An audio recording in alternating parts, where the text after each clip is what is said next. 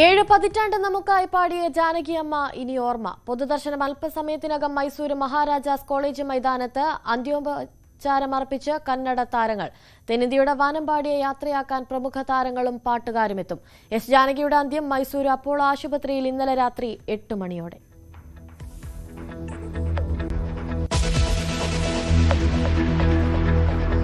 നിശ്ചിത സമയത്ത് അർജന്റീനയെ സമനിലയിൽ കുരുക്കി സ്വിറ്റ്സർലൻഡ്. പോരാട്ടം എക്സ്ട്രാ ടൈമിൽ. സ്വിറ്റ്സർലൻഡിന്റെ പോരാട്ടം 10 പേരുമായി.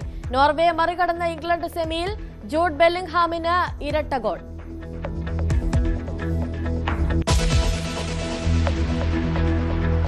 പശ്ചിമേഷ്യ വീണ്ടും യുദ്ധസമാന സാഹചര്യത്തിൽ. ഹോർമൂസ് കടലിടുക്ക് വീണ്ടും അടച്ചതിന് പിന്നാലെ ഒമാൻ തീരത്ത് കപ്പലിന് നേരെ ഇറാൻ ആക്രമണം.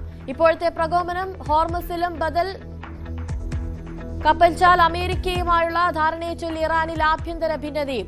അയത്തുള്ളയെ വധിച്ചതിന് പ്രതികാരം ചെയ്യുമെന്ന മുജ്തബ ഖമനേയി. ബഹ്റൈനിലേക്ക് ഇറാൻ ആക്രമണ സാധ്യത. അതീവ ജാഗ്രത.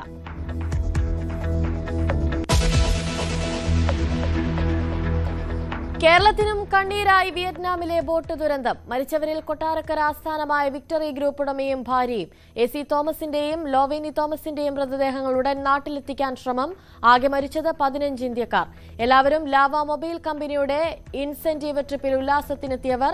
ദുരന്തത്തിനിരയായ മറ്റുള്ളവർ തമിഴ്നാട്, ആന്ധ്ര സ്വദേശികൾ.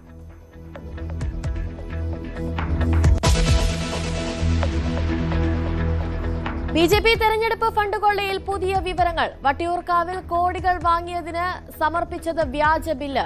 കോടിയുടെ പണം നൽകിയ ബിൽ വാമനപുരത്തെ BJP നേതാവിന്റെ പലചരക്ക് കടയുടേത്. തട്ടിയത് 3.25 ലക്ഷം രൂപയെന്നും ആക്ഷേപം.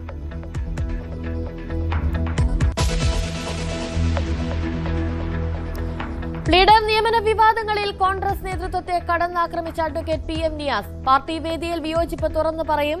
നിരന്തരമായി ഉയരുന്ന വിവാദങ്ങൾ പാർട്ടി പ്രവർത്തകരുടെ മനോവീര്യം കെടുത്തുമെന്നും നിയാസ്. പ്രതികരണം ന്യൂസ് 18 പ്രൈം ഡിബേറ്റിൽ.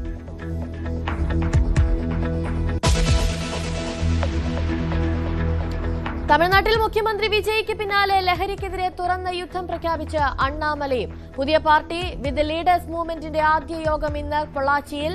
യോഗത്തിന്റെ മുഖ്യ സംഘാടകരിൽ മുൻ BJP നേതാക്കളും. പാർട്ടി നയവും ഭാവി പരിപാടികളും യോഗത്തിൽ അണ്ണാമല പ്രഖ്യാപിക്കും.